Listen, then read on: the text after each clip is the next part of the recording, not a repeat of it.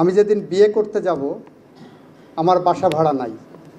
বিয়ে করার দিন সকালবেলা আমি ইত্তেফাকে বিজ্ঞাপন দিয়ে বাড়িওয়ালাকে ফোন দিলাম। বাড়িওয়ালা বললেন কি করেন? বললাম উকালতি করি। তো বললেন যে না, আমি উকিলের কাছে বাসা ভাড়া দেব না বলে ফোন কেটে দিলেন। আমি সেকেন্ড টাইম ফোন করলাম। আমি বললাম যে আপনার ঘরে কি বিবাহযোগ্য মেয়ে আছে? তো আমার ব্যাকগ্রাউন্ড চেক করলে পারে আপনার মেয়েকে আমার সাথে বিয়ে দিতে চাইতেন। তো উনি একটু হয়ে বললো যে আপনার কথাগুলো ভালোই লাগলো, ঠিক আছে আমি আপনার জন্য বাসা রাখবো।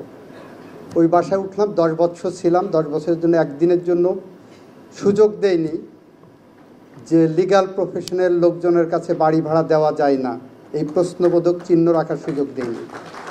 সেদিন থেকে আমরা মনে করেছি যে আমার প্রফেশনাল জায়গায় এথিক্সের জায়গাটা অনেক বেশি করে স্ট্রং করতে হবে। বিয়ে করতে যাওয়ার আগে আমি আমার ওয়াইফের সাথে প্রেম করতাম। আমার শ্বশুরবাড়িতে যখন বলা হলো যে আমার সাথে ছেলে ওকালতি করবে, ওনারা নাক সিটকালেন, উকিলের সাথে বিয়ে দেবেন না। সেটাও আর একটা কারণ যে এই প্রফেশনটাকে আমরা এমন একটি প্রফেশনাল জায়গায় নিয়ে যেতে চাই যেখানে গেলে